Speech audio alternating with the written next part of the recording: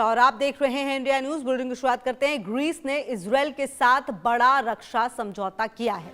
4.2 अरब euro के रक्षा package को मंजूरी मिली है। एयर डिफेंस पर खर्च होगा बड़ा हिस्सा।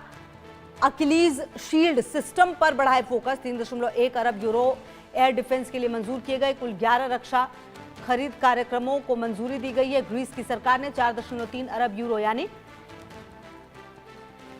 करीब 4.8 अरब डॉलर के विशाल रक्षा पैकेज को मंजूरी दे दी है, जिसका सबसे बड़ा हिस्सा है इजरायल निर्मित air defence system Achilles shield के लिए। अनादोलू एजेंसी की रिपोर्ट के मुताबिक ग्रीस ने कुल 4.2 अरब यूरो के 11 रक्षा खरीद कार्यक्रमों को मंजूरी दी है, जिसमें 3.1 अरब यूरो का इजरायली एकीकृत air defence system Achilles shield शामिल है। ये सिस्टम विमानों, बैलिस्टिक मिसाइलों और ड्रोन हमलों में सुरक्षा देगा। अकिलीज शील्ड में इजरायल के 3 प्रमुख सिस्टम स्पाइडर, बराक एमएक्स और डेविडेड को जोड़ा जाएगा। ग्रीस की सरकार परिषद ने इस पैकेज को मंजूरी दी है और ये सिस्टम कॉन्ट्रैक्ट साइन होने के 35 महीनों के भीतर डिलीवर होने की उम्मीद है। मेरे साथ एक बार फिर group captain U K Devnath, retired रक्षा विशेषज्ञ सर की मौजूदगी लगातार मेरे साथ है।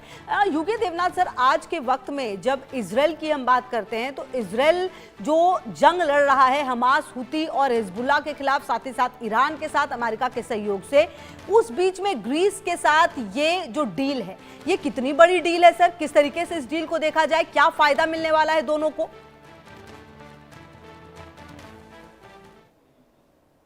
सर अनम्यूट कर लीजिए प्लीज अपने आप को।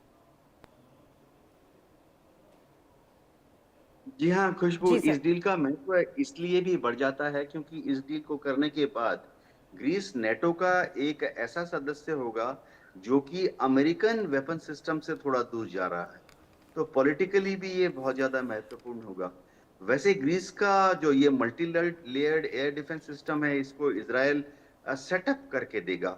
इजराइल के पास एक से एक बेहतरीन एयर डिफेंस सिस्टम है, जैसे कि आयरन डोम है, डेविड स्लिंग है। तो इन सब की जो खूबियां हैं, अलग अलग बेहतरीन रडार और इंटरसेप्टर मिसाइल्स को कंबाइन करके एक AI generated automated air defence system बनेगा, जो कि अपने आप खुद ट्रिगर होके खुद ही अपने सेंसर्स को प्रायोरिटी पर बताएगा कि किस सेक्टर पर ध्यान देना है, कहाँ ढूंढना है दुश्मन के जहाज या ड्रोन को, और किस किस लॉन्चर से मिसाइल किस तरह से फायर करना है। इसमें रफाइल एडवांस डिफेंस सिस्टम है इजराइल का, वो काम करेगा।